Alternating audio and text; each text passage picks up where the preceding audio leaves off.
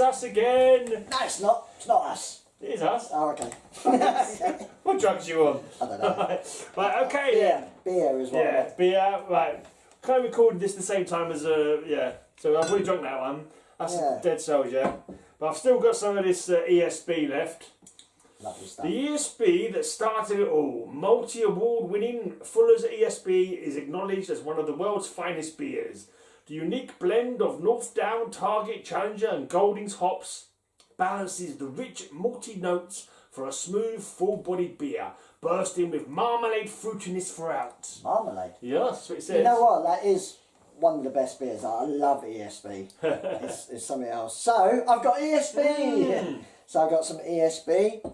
And I love this. This is awesome. You won't like it because it's not your type of beer. But No. I love this. It's Punk IPA. It's, what do you call it? It's really nice. Oh. I love it. It's Brewdog. It's trendy beer, isn't it? It's fucking... hipster beer. Hipster beer. I always fucking forget that word, hipster. Yeah, but to be honest, all the Brewdog stuff is brutally strong. Yeah. It's really strong stuff. Cost a bomb. Kind of natty labels, It's fucking expensive as well. Punk IPA is really nice though. In fact, open me up. You want that one open? Yes, Okie dokie. So we're on our James. Postmodern Classic, 5.6. What does it say in it? I have to read it actually. I think it's quite funny what they say on it. Our flagship IPA is a post-punk apocalyptic ale. This light golden classic has been subverted with new world hops, creating a devastating explosion of flavour. Kalashnikov bursts of caramel, incendiary tropical fruit, and an all-out riot of grapefruit, pineapple and lychee precede a spiky, bitter finish. Yuck. Kalashnikov. Punk, quintessential empire with an anarchic twist. That's what it says. Fucking lychee, grapefruit and pineapple. I can fuck right off as far as it's lovely. But the thing is, they were the first of the hipster beers. Yeah. Like they were the original kind of people producing these type of beers. Even the smell's a bit rank. No, it's lovely. No, I can't stand. I'm not as much into fruit anyway, but fucking lovely. Lychee, for God's sake. It's gorgeous. Ugh. Okay. I like all types of beers. Yeah, it sounds a bit fucking hippie to me. Yeah. Hipster. Yeah. Hipster. Right, we're on our James. If I was being un-PC, I'd say it was gay beer. Mate, it's so strong, mate. There's nothing gay about them beers. Not that there's anything wrong with it. No, I know. Shall we start again? No. We're on J's. On the J's. Time for the J's. Unfortunately, the band I have loads of... I think you'll like J's. There's nothing that you like, but I think with the band you'll be interested. Right, okay. I think in the band, interested information. I can't remember what was in my J's. I had one Judas Priest, didn't I? That was about it, wasn't it? I can't remember. You had 2 crappy Judas Priest albums, yeah. Oh, yes, right, yeah. Yeah. One I hadn't even listened to particularly. I had it for years and never listened to it. It was a live one. That was it. Yeah. I think I did my A's and my J's together. Yeah, you didn't do my have J's a lot of was- J's. I have lots of J's. Cool. Which is weird. Right, we're going to start with... I don't have all these albums, which is a shame actually. We're going to start with The Jam. The Jam. I like The Jam. Mods, aren't they? Yeah, I mean, whatever you want, I don't really care about all that. No. Whatever you want to say, call them. I think it started as a mod band. Personally, their first 3 albums sound punky, you know, so I think of them as a punk band when they started, Right. and then progressed more. Like the last few albums are much more, I think they did about 6 albums, and the 80s albums are more soul sounding, Right. you know, but still really good. Yeah, this is the first album, In the City. Okay. Yeah, it's really good. What we got here, Away from the Numbers is really good. In the City, it's okay. Bricks and Mortar's good. Do they do Go Underground? Batman theme. All right. Yeah, they did Going Underground. That was them, right. Yeah, they did a lot of singles. Sound called Malice, is that them? Yeah, that's them. Right. That's a later one. Yeah, more kind of pop one, wasn't it? Because it was in the charts. I mean, if you want to get an album, get Snap, the greatest hits, because that's really good. I don't think you want to get it, but yeah. I suggest to the people, get Snap, Alright. greatest hits, because it's awesome. Because they were like a band that released singles that didn't end up on albums quite a lot of the time. So, Right. but yeah, first album's really good, just full on sort of raw punk, really, or mod, whatever you want to say. Yeah. I don't really care. So I never really for some reason I never picked up the next two, which is Modern World, which is the second album, All Mod Cons, which is probably my favourite album. Did you buy these back in the day when they were coming out, when they were released? You No, picked God, them up, no, not that you old. picked them up No. later? I picked them up probably cheap somewhere, like But you were aware of in them the 90s. from the radio or whatever? Yeah, I always liked the Jam. Always liked the Jam.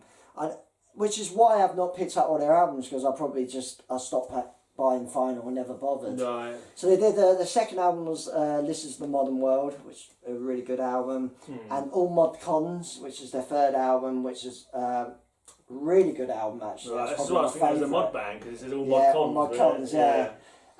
Setting Suns was the next one after that, which I don't have, and then this one. Right. This was them changing to more of a kind of, started getting a bit more commercial, maybe a little bit more soul influence. This is the Sound Effects album.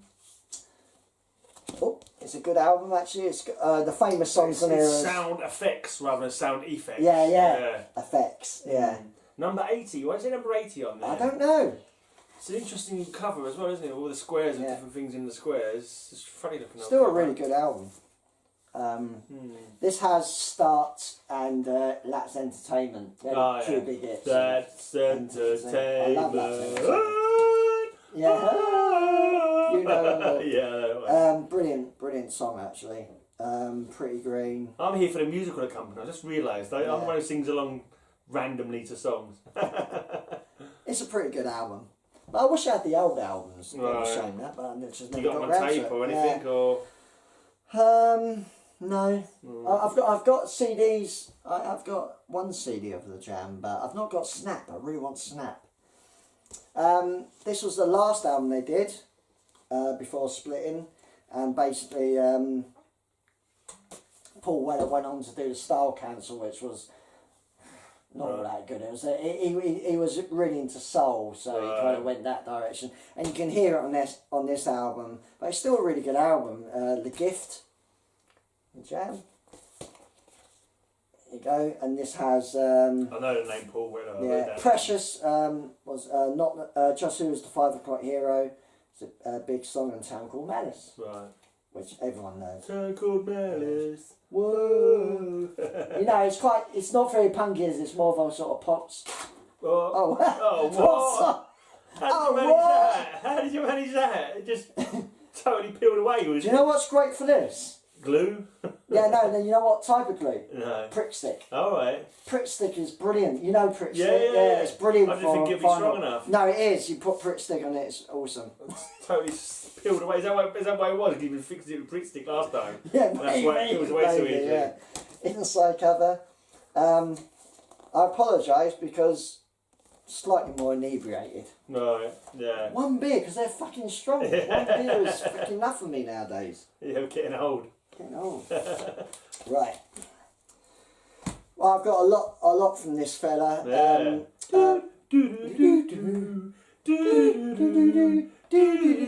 You know it better than me. I should be trying it. That's brilliant. You at least know one song. Thing is, you'll know lots of songs, but you know. Don't know that I know them. Yeah, and you won't know what the songs are. Yeah, 'cause you heard them. And I don't even. I'll tell you why. But I love this artist because of originally because my sister played with him in 1988. Yeah. She was 11 years old, Lucy. She was in the choir at Destination Docklands. We're talking Jean-Michel Jarre. Yeah. It's probably the only band or artist I like that doesn't have a guitar involved. You know, this is pure synth stuff, but I love it. It's just catchy and good songs.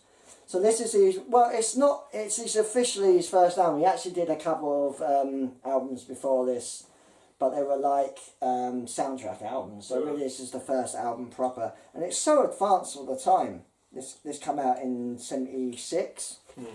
This is Oxygen. This is quite a classic, Jean-Michel Jarre. The problem with Jean-Michel, the reason why Jean-Michel Jarre is difficult to know what the song's what is because all the songs are always like that. Oh yeah. Oxygen 1, 2, 3, 4. So it's good at making that music, but shit at inventing song titles, basically. So you don't know what's what. Right. Everyone knows the famous Oxygen song. Pew, That's Oxygen. I'm not sure. I think One, it's two, 4. three. I think it's 4.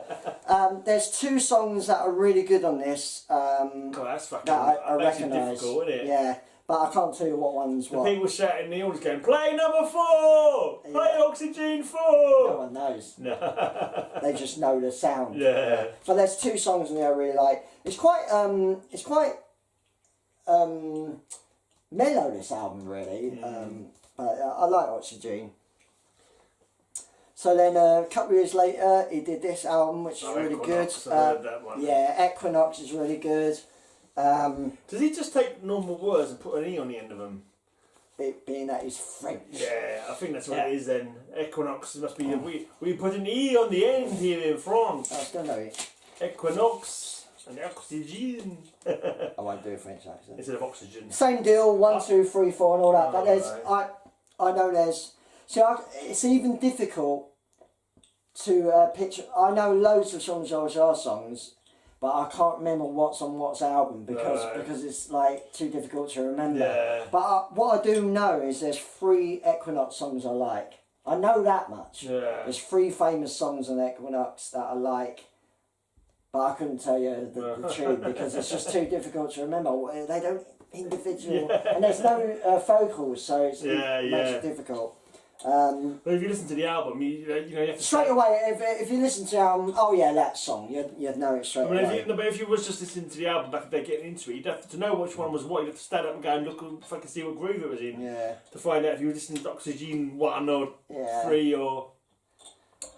See, so I'm trying to rack my brains on like the tune of it, the famous Equinox song, but I don't want to muck about. So I don't know. Don't ask me.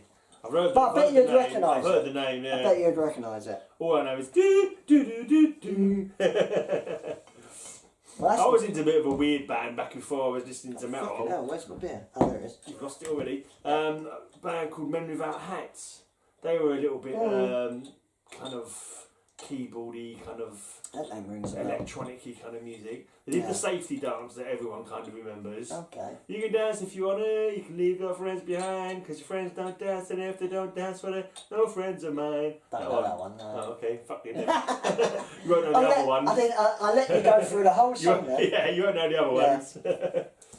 Right, then into the 80s now, and this was, again, like, I know that these albums are good, and I know the songs, but I couldn't tell you the songs. It's weird. I know Magnetic Fields 1 is brilliant. Magnetic Fields. I have not heard of this one. Or Les Champs Magnétiques. Les Champs Magnétiques. For some reason, he didn't say it in English. Probably just. Does that actually mean field then? Does it mean chant, as in like a chant? Well, I don't know. It's Magnetic Fields. Right, I just know it as that. Magnetic Fields 1 I know is like 17 minutes long, but it's really good. And there's another Magnetic Fields on it that's good as well, but yeah, they stick with the old 1, 2, 3, 4 thing, so it's difficult to know, but it's a really good album.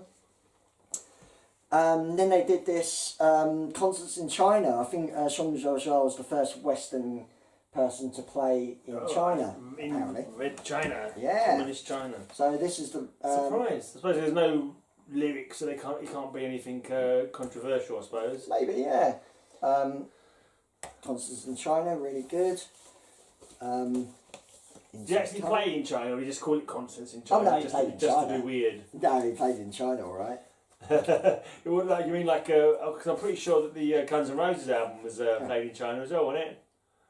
All right. No. What was it? Chinese Revolution? Chinese democracy. Democracy. Yeah, that was in China, wasn't it? I'm sure they were. Yeah. They went there to preach the democratic, world to the communist China. I'm sure. And then everyone hated it. So. It's really good. It's funny they rename a lot of songs titles. It's the first album where they actually named the songs. So not just called like Chinese. 1, 2, 3 or whatever. But a lot are like Band in the Rain is Equinox, like the last song in Equinox. Oh, right. So they just give it a new name. Yeah, they just decided to do that. Okay. Later. But not all of them though, because there's other ones they're called Equinox. Yeah. As well. But it's a really good album actually. Yeah, it's good stuff. What is this? Electronica? Is that the I suppose you would call genre? it that. Yeah. I suppose you would call it that. really catchy. I guess there must be other bands that do that style, but not exactly household names, are they? I don't think. No, and the thing with him, like, you know, he spends a lot of money on his shows. You know, there's the fireworks, the backdrops, lasers. You know, got Lucy Newby in to do the choir. Got Lucy Newby in to do the choir. Would have fucked up if she went. Yeah. How long was she on the stage for? She say 11 years old, was a whole choir, I take it? Yeah, whole choir. She was on there. 30 people. It's a big old choir. Adults and kids as well. well. Yeah, adult kids, the whole lot. There's a big orchestra. I mean, there's a lot of people involved in that fucking concert. So what was she actually singing? Was just harmonising, or was that harmonising? No, there wouldn't have been words. It's all like and you know, and stuff like that. Not words. Yeah. No. You want to see her on that tour as well, and she only did the one night, I take it. No, she did both nights. Oh, it was 2 nights. I only went the one night. Did she get you free tickets? No, didn't actually. Bullshit. But it was amazing. I went on I think I went on the day it didn't piss down with rain. I think the first night. Was it outside? Was it? Outside. Did you go with your parents as well? Or? Yeah, I went with. I went with Dad. I think I never went with Mum. I don't know why. Gemma there as well. I think Gemma went. Yeah. It was a stunning concert. That was the first ever concert I went to. Yeah. I remember leaving because we left slightly early because we wanted to come out, and you can still hear it and see all the fireworks. I'll never forget like leaving, and they played The Immigrant, and all these fireworks are going off, and it's a very emotional sounding song. It's just stunning, absolutely amazing to watch. It really was. Right, this next album was then trying something different and changing. This is called Suluk. And it's the first album where they, apart from the live ones, it's the first album where they individually name the songs. Right. They also introduce some like vocals, like human vocals into the music as well. Not really singing. So yeah, like Ethnicolor, Diva, Suluk. So it's, you know. Yeah. So you can just name the tracks. You can name the tracks. Yeah. So it's the only thing is it's not that good an album. It's very 80s, quite poppy sounding. Ethnicolor is brilliant though. I love Ethnicolor. But it's okay. Did he have singles as well? Or was it only albums? Did he have actually singles? I think maybe later on he did, but I couldn't tell. There wasn't like an Equinox single in the charts or Oxygen in the charts. Maybe I can tell you. The next album is brilliant. It's arguably my favourite. It goes back to doing the old... Favourite by him or favourite of all time? My favourite album of all time, though. Favourite album by Jean-Michel Jarre. Right. I would say. Maybe the next one as well, but I really love this album. This is Rendezvous. Okay. And the best... I played it on my show. Alright. And my favourite song by Jean-Michel Jarre is, for certain, is Second Rendezvous. Okay. I love Second Rendezvous. So they're all called first, second, third. Yeah, it's all back to that again. The last one's really good. Ron's piece. I'll tell you who that Ron is. He's the guy who died on the Challenger. Right. Yeah. So he was friends with him. Yeah, he actually wrote a song. He was a saxophone player. And he wrote a song. And what he did was, out of respect, because it was this came out in '86, so it was on the exactly the same time. Yeah. He took his saxophone and produced his music, so that's why it's called Ron's piece. Yeah, he obviously died in the Challenger. Yeah. Fourth Rendezvous is really good as well. I know this album a bit more, so I know what's what a little bit. Yeah. But it's easier when you got fucking titles. A little bit easier. A little bit. Well, I don't know. Yeah, only Ron's piece. The rest are still 1, 2, 3, 4. But it's, I don't know. Somehow first, second, third, and fourth is easier than 1, 2, 3, and 4. Yeah. Somehow I don't know why. But this is a really kind of lively album. Yeah, I like it. Rendezvous is really good.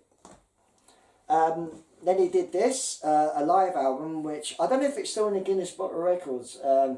He's in the Guinness Book of Records at the time for playing Euston. The largest ever crowd for a concert. Okay. 1 million. Fucking hell. I know. It's called Citizen Concert. You can get the video of it as well. And it's Houston, Texas. Houston, Texas. And it's just basically he has like projections on the skyscrapers. But it's just the city just comes out. Right. I think It might even been a free concert, I don't know, but... Yeah, you'd be impressed. I mean, maybe they sold tickets to like the main stage where he was standing, maybe. But maybe the rest of it... Citizen concert. It's also live in Leon as well, this album. Well, it was beamed, or he's got one side is Houston, or another side could is Leon. could be something like that. It wasn't like multicast or anything like that. So there's the inside. Yeah, look at that. That's Houston. Isn't that amazing? That's a kind of art installation as well, isn't it? Yeah. It's part art installation as well as music. How did he get his... Do you know anything about It's a good album, really. Do you know anything about his beginnings? I mean, how the hell did he fucking...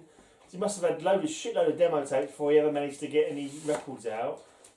Did he get signed, or did he bring his own stuff out? Or? It helped that he was wealthy to start with, I think. It does help. Yeah. Well, basically, at the beginning, before Oxygen, he did a couple of soundtrack albums. So I think he did like these soundtrack albums in France, and probably got like people like took notice of that. Yeah. But and he must. I guess there must have been a lot of his own self-drive to get himself out there as well to get going. I forgot to say actually, it's pretty amazing. I forgot all about this.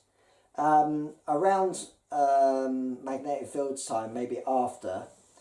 He did he decided to do something like it's like an art installation. He did this thing where he wrote an album.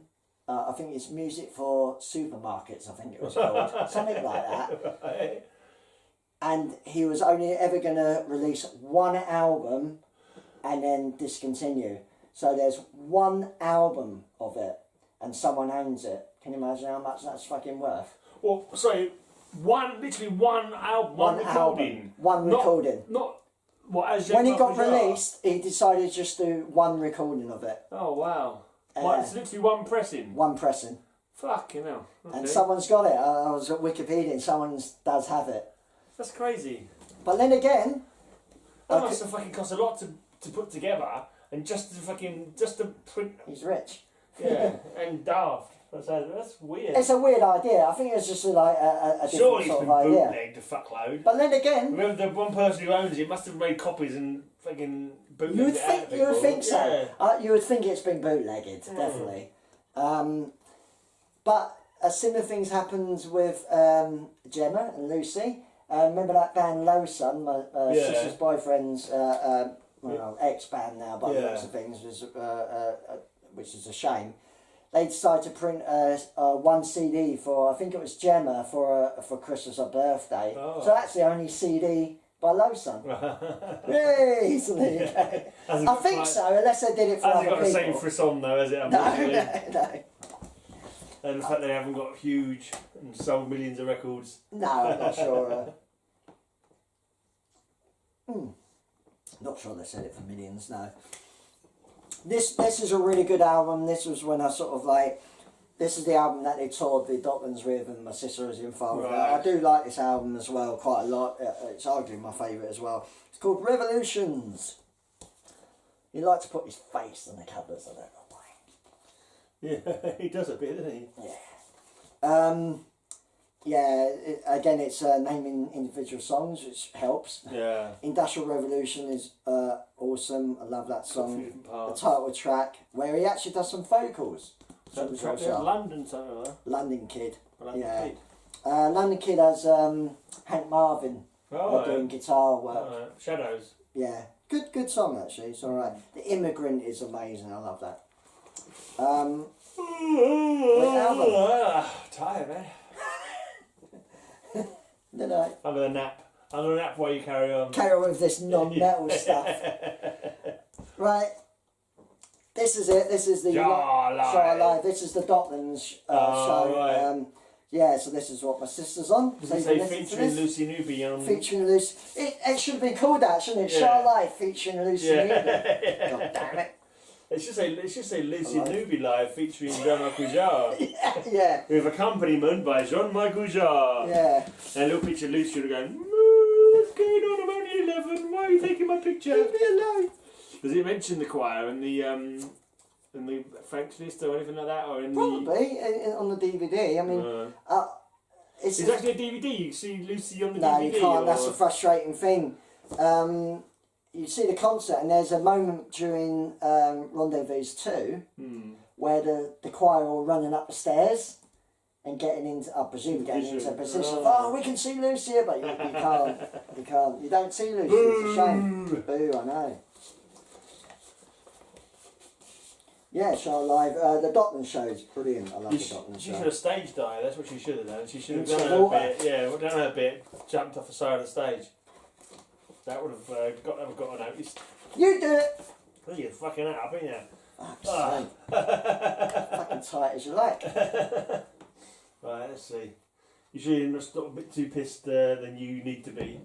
I'm doing good. I got it. It's all sorted.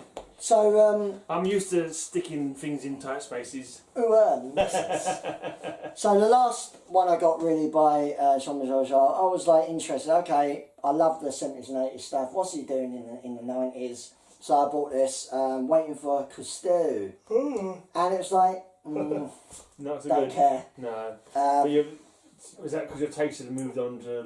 Maybe I was such in love with that sort of era because my sister was involved and I went and see her. I sort of didn't really care too much, but I was interested to see what the next album was like. Just a big yellow ear on the cover there, isn't it? Huh? That cover's just a big yellow ear, isn't it? I don't know. On the front. Oh yeah, yellow. It's a big yellow ear. Yeah, big yellow ear. Pretty Is it crap Jack cover. Cousteau? Yeah. The undersea adventurer? He still does albums. I mean, he's still done loads of albums. He's done reversions of old albums and that. So it's still going, but he must have fucking made a bomb off all these. I'd love to see him actually. Off his early stuff, he must have fucking made a killing. And he came Wembley Arena like a couple of years ago. I kind of was going to go, but yeah. But anyway. Yeah, but tries a few bob for them as well, I bet. Okay, we're on to one of my favourite bands of all time. Oh. And a band you really should be into. Yeah, a band that passed me by, really. I never really picked them up. Never really picked them up. You can talk about Sabbath as being inventors of metal. There's not really an inventor of anything. I find it's more of a progression. When people say, who invented metal or whatever, I don't really think of it like that. It progresses, doesn't it? Yeah. Everything morphs into each other. Get influence from each other and... People say like the first death metal album is the Death first album, but who knows, you know, you could say the Possessed album is. So it's just a progression, isn't it? Yeah. But, and believe it or not, but Venom, although they had an album called Black Metal, he wasn't black metal. It wasn't black metal, no. Although some people say it was. So, yeah, you could argue Bathory probably come out with the first black metal sounding album, but maybe. But you know, it's interesting. But this band were probably the first band to self-identify as a metal band, and the first to wear all the leathers. Right. And that. So we're talking Judas Priest. Right. I fucking love this band. So when did they actually come out and say we're a heavy metal band? I would guess in maybe the late 70s, something like that. Yeah.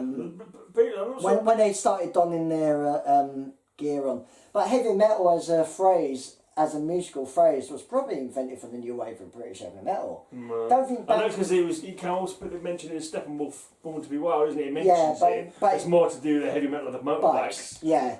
But yeah, it's Sabbath, Purple, Led Zeppelin, they call themselves hard rock. Yeah. I think Priest were the first to don the heavy metal outfit. Yeah. But I think it was when Sounds magazine came out with the new wave of British heavy metal. I think it's the first time it was really used as a musical term, maybe. Yeah. But I'd like to be older and find out when the actual time was. Yeah. But Priest were the archetypal first metal band in a way. It's supposed to be somebody used the term heavy metal in a review, didn't they, or something like that? Maybe, yeah. I think I remember reading that or hearing that somewhere. That's where it came from.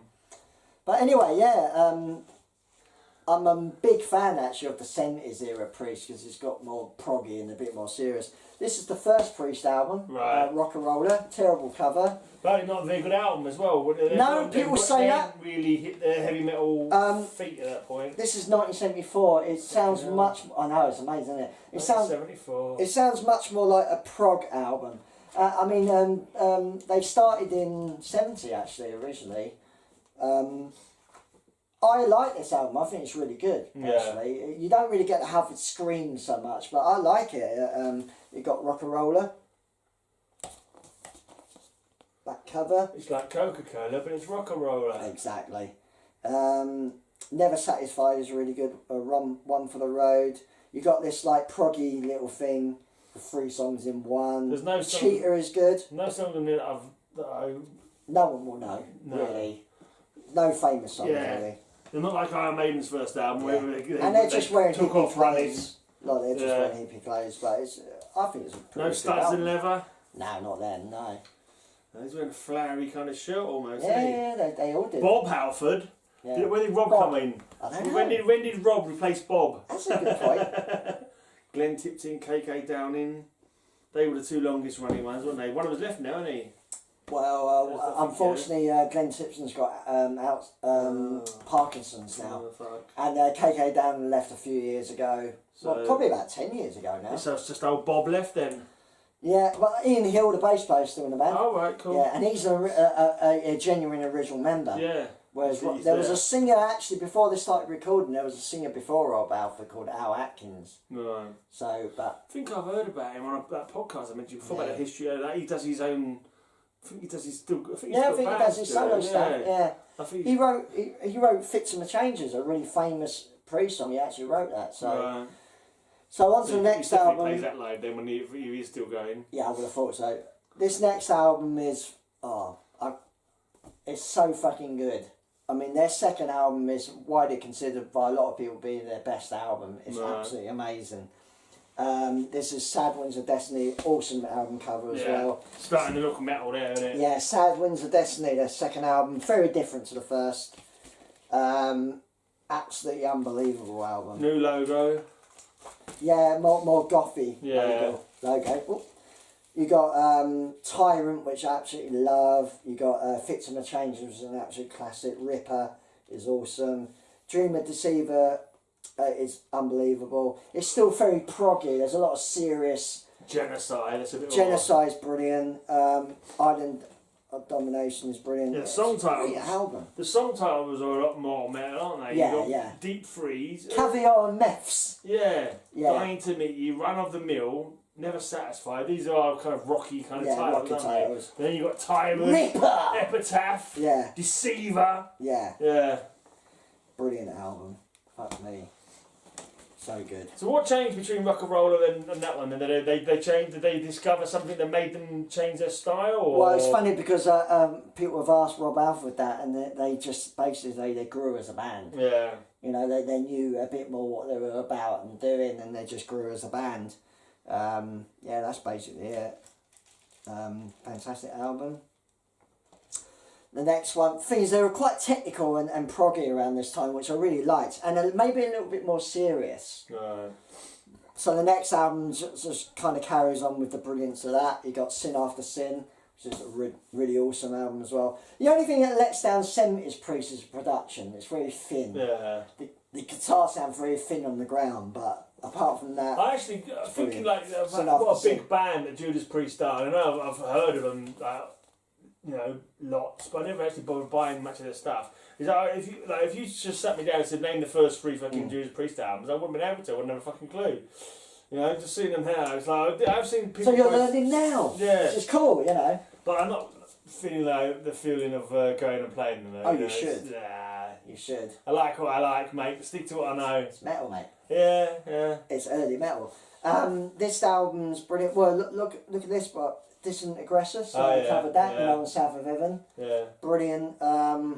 Yeah, this thing with the early stuff. There's a lot of sort of dark ballads on them as well, but really work well. Sinner, which they played Tyrant on the recent tour. When I seen that Bloodstock, they played Tyrant. They played Sinner. I nearly lost my shit when they played Sinner. Diamonds and Rust. Oh yeah.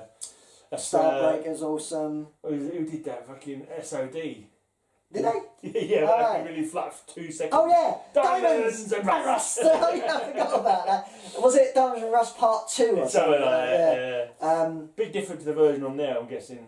Yeah. Yeah, yeah. Here Come the Tears, Distant Aggressor. Well, the funny thing with Diamonds and Rust is a Joan Baez song. It's a folk song. Oh, yeah. So it's a cover. But yeah, great album. Great album. The next album is the start a little bit of the change of Priest. Right. They move away from the proggy stuff, get more into the more sort of heavy metal, maybe sounding stuff. Yeah. The Tooling guitars. Yeah. You got Stained Class. Oh, yeah. I think it production-wise it's pretty poor, but it's a good album. Stained Class. Better By You, Better Than Me is what they got in trouble with in court. Remember they got in trouble with court over the kid killing. Yeah, that was that song. It's got no suggestion of being about suicide. It's not even their song. It's a backward message. Yeah, it's ridiculous, so ridiculous. I feel sorry for the parents because they thought they could lay the blame on them. Yeah, but who the fuck came up with that idea in the first place? They just go, there's got to be a... There's a lot of satanic panic around that time, that heavy metal bands are destroying the youth and the rest. But it just makes me think that your son or whatever just killed himself, so let's just start playing this record backwards to see if we can see anything on there. It's just... Do you know how they won the case? Rob Alford came out with another thing they would turn backwards. You can make out anything if you anything. Listen hard enough. It was total waste of time. Yeah. But, how the fucking hell that ever became a court case? It's like you say, it's more to do with the fact that fucking heavy metal was being victimised than any real fucking kosher. He cuts his hair. They're still not quite wearing the leathers yet. No. They're getting there. Yeah. But the font, the famous Judas Priest font for the first time. Right. But this album has Exciter on it, which is a big song for him. And the beautiful Beyond the Realms of Death, which is an awesome track. In Failure, Better By You, Better Than Me. It's a really good album. Production lets it down, but it's a good album. Now the next album is the first one where they decided to. I think their covers let them down a bit as well. They're not really. No. Don't really scream to me heavy metal. Maybe because they haven't got. Except for the Green Man Alicia with two-pronged crown, that's a Fleetwood Mac song. That's a brilliant cover by him, and it's become like a staple in their live concerts. Okay, we'll come to that anyway. You put my eye out there. This album come out for our American listeners. It's called Hellbent for Leather. For our English listeners, it's called Killing Machine. It was released as a different name in America. Okay. Killing Machine. Killing Machine. This was the first album where they started wearing the leathers. Hellbent for Leather is a song, isn't it? Yeah, it's on this album. Hellbent. Yeah. I bet you know loads of songs. Yeah, possibly. I know a few of them, I'm sure. Delivering Goods is also. This is when Roy Alford, I'm in a rock band, I'm in a heavy metal band. No one knows I'm a homosexual. Let's just get all the homosexual gear out. Yeah, this is why I hang out in the biker bars. The funny thing is, at that time, wearing all the leathers and that was considered more macho than anything else. Yeah. It's so funny, isn't it? Yeah. But I mean, it kind of can be anyway. Of course. Happens to be some people who like to, whatever. People are into what they're into, aren't they? But the thing with this album is they started on the level. What I love about Priest is they were the first band to really cultivate an image. Yeah. This is what we're about, and this was the first album when they started doing it. Good album though. Hellbent for Leather. Take on the World was really good. Running Wild is awesome. That's a ballad, Before the Dawn, but it's really, really lovely ballad. Yeah, it's a pretty good album. I like it. Next album's one of the best live albums ever. I fucking love this, and people know who it is. It's Unleashed in the East. Priest, fucking awesome. But this is a re-released version with extra songs from the concert. Okay. So they released it as a. So where in the East was that? China or Japan? Japan again. Yeah. So many Japan albums, like we were saying before. Live, yeah. So this album ends. The Japanese fans are crazy for their music out there, isn't it? If you can go out there and play to a huge crowd, you might as well fucking do it. Exactly. I bet they look after you fucking well out there as well. I'm sure they would. Yeah, absolutely. So the album ends with I think Tyrant, but there's some extra songs. Rock Forever, Delivering Goods, Hellbent for Leather, and Starbreaker never made the original album, and then they re-released it as a double album. Right. But it's a fucking awesome live album. Yeah, Unleashed in the East. A lot of the songs become more famous because of this album than the studios. Right. For sure. So Inside. It's been often tagged as a little dig at the band. It's Unleashed in the studio. Right. Because a lot of stuff's overdubbed. Yeah. A lot of 70s live albums are overdubbed to fuck. Right. Which I don't agree with. It's ridiculous. What's the point in overdubbing a live album? You were live then. Yeah. If you're gonna overdub it, it's a fucking studio album. Yeah. But hey, that's what people did then. But it's a really, really great album. Really good. I mean, the version of like Tyrant, you got the Green Manalishi. It's a Fleetwood Mac song, but it's really good. Fits in the changes. Green awesome. Manalishi. Yeah, it's a Fleetwood Mac old song. Yeah, Diamonds and Rust. Sinner is awesome. Exciter on this album is the bollocks. Oh, it's so good. Oh, you don't even know it. You gotta. If I have to like. If I had to say to one album you got to listen by Priest, definitely Unleashed in the East. You're not ram it down then, the one I've got. Not really. Okay. And the other live album you I've got the Johnny Be Good They're single. all right. Oh, that's awful. We'll get to them. They're all right, but that's the album you got to listen to, mate. Unleashed in the East. Well, this is the absolute classic. This is the album that broke 'em big. This is the classic album. This is British Steel. Right, yeah. Huge album for him. Great album. They simplified their music a bit more. Wow, what is he wearing on the back there? Old the hair's got Bob Alford. Yeah, it's awesome, mate. That is some studied thing, isn't it? Yeah, like little levers, mate. That's good stuff. They're a proper metal band now. The music's get less progging, moving towards more commercialised sort of metal sound, but it's pretty cool. Everyone knows his album Breaking the Law. Oh yeah. Metal Gods is also Rapid Fire. It was like thrash metal before thrash metal. I know Breaking the Law. That's so far. Metal Gods Grinder is awesome. Grinder. Living After Midnight. Living. Yeah. After. Bit Americanised. Not the greatest song. The Rage Theatre. Very good album. Grinder is now an app for gay people to meet online, isn't it? I wouldn't know, Graham. Yeah. I'm afraid I do. Oh dear. It's just a coincidence, really. Right, what happened with that album is he got big success with Breaking the Law and Living After Midnight. Breaking the Law. Yeah. Breaking the Law. The singles, the videos, they're quite poppy songs. Heavy metal songs, but they're quite poppy. Yeah. So I think what happened was they thought, let's go down the pop route. Yeah. And so they did this album. It's not bad. I don't mind it. It got a lot of stick. Point of Entry, terrible album cover. It's the wing of a plane out the window, isn't it? I don't know. It's a point. Point of Entry. It looks like the tip of a wing on a plane to me. Through the window, but maybe not. I don't know. Maybe it could be a pair of scissors held up to a fucking camera at a weird angle. It's alright, but it's definitely much more of a poppy album. Heading Out to the Highway is an awesome track though. I love that track. Desert Plains is pretty good. Silent Angels. It's still a pretty good album.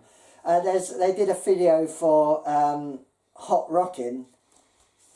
It's the gayest video. It's the most. They're in the gym doing all that, while they're doing that. It's awful video. Yeah. There is some unfortunate crossover between the gay leather biker scene and the heavy metal scene. But then it was considered. No one was saying it was gay then. No one was saying it was macho. Yeah. But that's why. But when you look back, it looks so gay. That's why some of the gay people liked it, because it was macho. They liked to show their masculinity in that way. For each other. But I remember the Accept album, London Never Boy or something like that. London and I Never was Boys, chatting online Liam about it, before I actually knew him that well. And I was saying, whatever you do, don't do a fucking Google search for London Never Boys, because it throws up some unfortunate blinking images. What they realised is that wasn't that successful doing that. So they come back and produce a proper heavy metal album. These fucking bands, you decide to fucking, spit in the fans' faces and fucking bring out something different. You got to stick with what the fans fucking, it's the not fans bad. who got you there in the first place, the ones you've got to respect, and not try to fucking find new fans by bloody well, branching out into pop shite. Well, this album was the first Priest album I ever heard, so I was actually blown away by it when I first heard it. It's absolutely brilliant. This is the Screaming for Vengeance album. Oh, yeah. That's not a bad cover. Yeah, this is when they come out with all these classic Priest covers. In the 80s, there's a few that are... Even Firepower, their brand new album, is similar to this. I heard that you played it on your show the other day. That's great album. I wouldn't have known that was Judas Priest. It didn't sound like it was Rob Halford. It didn't sound as screamy as it. Well, he's an old man, he can't scream like he used to. It sounded alright though. It sounded too bad. Yeah, quite catchy, heavy metal stuff. We got Inside. I think Painkiller's probably the best known song that I know of theirs. Yeah. That is a pretty cool album, that one. I actually liked him when he went solo as well. When Yeah. he quit the band, did a band called Fight. Yeah, Fight all right. Mike, Yeah. my old guitarist from the band, he bought it, and then we listened to him around his house a few times. It was pretty him decent. doing a sort of heavier sort of style. Pretty decent. I can't fucking name any of the songs off it now, but when I listened to it at the time, I thought it was alright. He went gothy and tried to do a Marilyn Manson type album, which didn't really work too well. No. And then he did a solo thing. His first solo album, I think Resurrection, is pretty good actually. And then obviously he got back with Priest. Yeah. And they had Ripper Owens for a time. Ripper Owens, I think for me there's 3 underrated albums by Priest. Rock'n'Roller, the first one, which I think is actually good. Jugulator, the first one with Ripper Owens, is fucking awesome, but like people ignore it. And actually,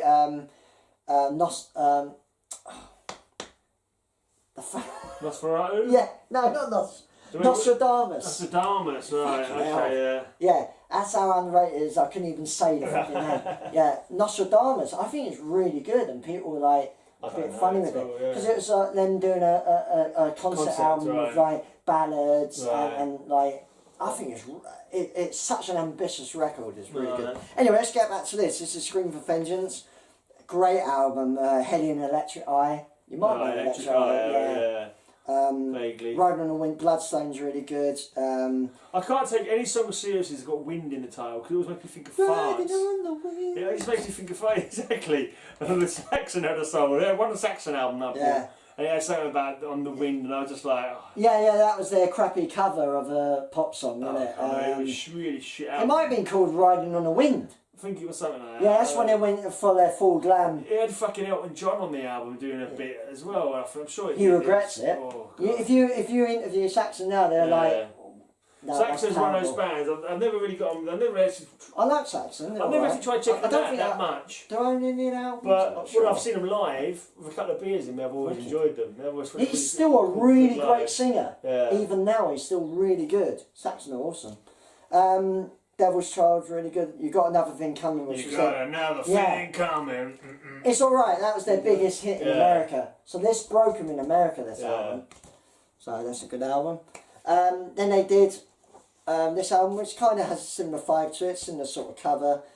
Defenders of the Faith. I don't think it's as good as that, but it's still a pretty good album. And they did Free Will Burning recently when I saw them as well, which again blew my mind. Inside cover. Yeah, this is pretty good. Yeah, it's got Free Will Burning in it. It's a bit more popular though. The glammy sort of stuff is starting to kick in a little bit. Some heads are going to roll. We're going with the hair metal that was popular. The Sensible is good. Love Bites is alright. I don't think it's as good as people make out. People seem to like this album quite a lot. I think it's not that good. Yeah. But it's alright. It's alright. And then they did a Cold Lake.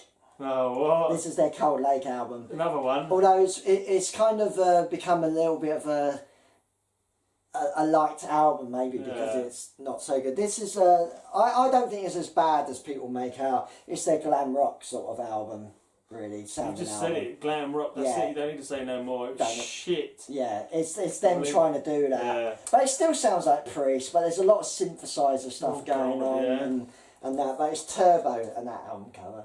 It's quite glammy in it. Turbo. I've got to say, even when they're trying to do like kind of good eye, it still looks a bit cheesy to me. I mean, these ones are not bad, but they're no bloody Derek Riggs, are they? They're just that looks really kind of. I like that. It looks sort of OTT, like I don't know. It's just. It's better than that though. Yeah, it's better than the best album cover by Priest is fucking. And that's I don't know. That's a little bit bloody. Yeah. You know. Yeah. It's cartoony. Yeah. Yeah. The best album cover is Sad Wind's Destiny. That old album for me. It's the best looking art. Yeah. Turbo Lover. They still play it. It's a bit annoying. Locked in. Out in the Cold I quite like actually, but yeah, it's very much their Americanized. Right. And that album you Stadium rock kind of. I don't have that album you got, the live one. That's from this tour. Oh, and the audience look like glam rockers. They look like college So is this Girls. 80s, you're saying? Yeah, Yeah, it's 80s was a 86. funny time for fucking metal, probably. 86. It's, The girls look like, you know, fluffy-haired college students or something. No. They don't look like metalheads. It's No. a very strange time for Priest. there but- was a lot of big hair in the 80s, though. Yeah. But actually, it's not as bad as I think people make out. It's all right. It's, you know, but No. it is once is crap of the art, cold lake. Yeah, this is the one you got. Ram me down, It's a good ram song. me down, straight to the heart of this town. Ram me down, and it goes on like that. I don't Well, know that's the the only good song. Is it? I'm going to say, look, I can't remember now. Pretty much. Yeah. Ram It Down. It went because this was going to be a double album. Yeah. They were going to do this album, which had more commercial. This It's got another which giant had fist more- on it, this one. Yeah, and this was going to be more the heavy album, but it's just not. It's not that great. Ram It Down. So I look at the songs, and you're right, that is the only one I can remember. It's still very sort of 80s. Come and get It's it. all right. Hard as... Ram It Down's cool. Heavy metal. That was Johnny Be Good, that was That's alright. a terrible cover. Yeah, it's alright. Blood Red Skies is I good. can't remember any of the other Yeah, ones. Blood Red Skies is the other good song on the album. I But like the original of Johnny Be Good, rock and roll. yeah, then, it's so awesome, the original. Yeah. Just don't do a horrible 80s cover of it. It was, they did it for a film, didn't they? Wasn't it a film called Johnny Be Good? Oh, maybe. I It don't was know. like an American football movie. Maybe. Yeah, I'm sure it was. That's another one that I... The only other good version of John Be Good is for Back to the Future film. When he does it, that's awesome. When he goes into the guitar solo, starts like, yeah. Right, and then what happened is the 90s hit, and they decided to get more aggressive, Right. heavier production, and they produced their absolute classic. It's amazing, Priest. This was voted on Banger TV. What? We have to step it up, fucking lickety split, 'cause I think we're running out of battery. Oh no, we've got 2 albums left. Well, you carry on, I'm going to get the charger. No. They produced Painkiller. This Is the Painkiller. Yeah, this is absolutely a fantastic album. Yeah, Banger TV voted this, the people that tune into it voted it as their favourite Priest album, and it's remarkable that a band that had been going for so long can actually produce arguably one of their best albums later on in their career. Quickly do it! This has never happened before. I know. I hope the fucking... Done 2 songs. You've done two shows. Would you know whether it's cut off now? Is it still flashing red? I don't know, mate. Are we still on air? Yeah, keep Hello? going. Am I still here? It's still there. It's like it was the battery running. It can even be the battery running out or the memory running out, but it was the battery, so we're okay. We're I good. think we're good. You need to move that round, mate. Oh, shit. We're still. Oh, I've cut you off, haven't I? Twist the camera around a bit. hello. I do. So yeah, Painkiller was like Excitement. it was heavier production. Yeah. Really solid fucking album. Excellent album actually. Painkiller. You know the title track, but it's all great. Hell Patrol, All Guns Blazing, Leather Rebel, Metal Meltdown's awesome. Nightcrawler, Touch of Evil, fucking great album. What I was just saying earlier, like it's mad that a band that been done around for so long can produce such a great album later on in their career. Yeah. And then, you know, It's good. They pretty good have album kind as of been well. like inventing themselves a Yeah. few times, haven't they? Reinvent. Like you say, they've done the glammy bit. They've done this much heavier one. They've done Yeah. the stadium rock kind of style. And then they sort of like Painkiller's a right little thrasher, really, isn't it? yeah, and Jugulator they carried on. Jugulator's arguably even heavier. So I don't have any more Priest Final. Right. They've done like And did Jugulator albums come since. off Painkiller? Jugulator come after Painkiller. After So Painkiller it was the one with the last one with Rob Halford. Bob Halford. 7 years later they did Jugulator, and they did Demolition with River Owens. Pretty good albums. What, The first one's really Jugulator good. was 7 years after Painkiller? Yeah, 97. Fucking hell, that's a big old fucking Big delay, isn't gap, it? yeah. Wow. Yeah. It took them 7 years to find a new singer, or they just weren't... Yeah, and a feeling it anyway? hiatus, Yeah. I think they wanted a rest probably. They must have had enough fucking money not to have to fucking Yeah. rush out and get another job. Did Demolition with him, and then I think Rob however want to come back, and they basically say, I think you probably like. I mean, you got to say kudos to him really, because you know he's been there for so fucking long, and if he wanted to just try something different with new people, you know, he's got that out of his system, and like he wanted to come back, and so you know they was up for it. And you look at you had Bruce Dickinson leave for a couple of albums, and Adrian Smith for a couple of albums. I suppose when you're doing something for so long, it must get a little bit fucking same old after a while, and you want to do something different. Exactly. Which he did. He did a lot of different things. I'm not like when Rob Halford come back. I'm not being like blown away by Rob Halford stuff, because like it's like Iron Maiden. You're into what you're into when you're a kid. Yeah. He did an album called Angel Retribution, which was pretty cool. Then the very underrated Nostradamus, which I think is actually a really good, ambitious project. Yeah. Redeemer of Souls, which was completely passed people by. People didn't really like that. And the new album Firepower, which is like considered, that's going to win a lot of polls. Yeah. People love that album. Well. Honestly, that's going to be like one of the biggest albums. How old are they all now? Fucking Judas Priest. Well, you think they started in 1970s, so they're well into their 60s. Yeah. Well into their 60s. Fucking hell. And they're producing metal. Good on them. I've got one more album, and this is really cool actually. This is called Metalworks Judas Priest, 73 to 93. It was all a sort of compilation of stuff from all their albums. Looks like the cover there, you've got like artwork. It's artwork from all their albums. It's all their albums on one artwork, which I love that sort of nerdiness. Yeah. So I still think the art style, I still think the fucking art is not brilliant on their albums. I don't know. Except the older ones. I like the older art albums. I know what you mean. Yeah, just like it doesn't seem like they're nice. Good at the time. That's not bad. Yeah, but it's just like I'm sure somebody else could have done it a hell of a lot better. I don't know. It just seems kind of like adolescent. Yeah, well, I don't know. It's metal. No, I appreciate, but I'm just sure there's loads of fucking artists who have done it better. That's all I'm thinking. That's a good album cover though. The dragon on this doesn't look fucking very frightening as dragons go. You know what I mean? It doesn't. It doesn't. You know, I don't know. From like in comics and that, I just think there could be a lot better artists who could have done that, made it pop out a lot more. He just looks a little. I don't know. Cheesy? Maybe cheesy. Yeah, but you know, Judas Priest are quite cheesy. Yeah, it's not as good art as it could be, that's what I'm thinking. But it doesn't matter, as long as the music's, you know, kicking. One thing I like about this album is that the songs were picked by the band members. Their favourites. And they talk about, because they mention it's not necessarily a greatest hit, it's just what they want to talk about and like. So you got the inside cover. The only downer is there's nothing off the first two albums, which is a bit silly when you're doing a compilation, but... Maybe they didn't. We won't play much of the two albums as first albums ever, were they? But when I went and see Judas Priest at High Voltage Festival, remember that in Fitzroy Park? Yeah. They did a brilliant thing, and it's one of the best concerts I've ever been to. Priest come out with an idea of doing a song of every single album. Right. Great idea. So they played a song of the first album, which is like probably they've never done, you know, since the 70s. The first album. Yeah. So that was a great idea. There you go.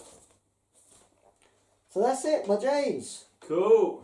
So did you enjoy the Priest? It's interesting knowing. Yeah, it's more interesting knowing realising how much I didn't know. Yeah. I knew I wasn't that well into that adverse with them, but like even looking at the song titles, there's not ringing any bells. Yeah. But it's just one of those bands that I missed on the way out, and I've not felt any sort of real huge desire to sort of to pick them up. I know the odd song here and there. Unleashed in the East. Yeah.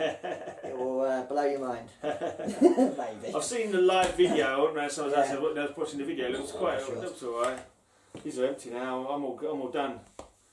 Oh, I think I've done that. Yeah, I've done that. All done. All done. All done.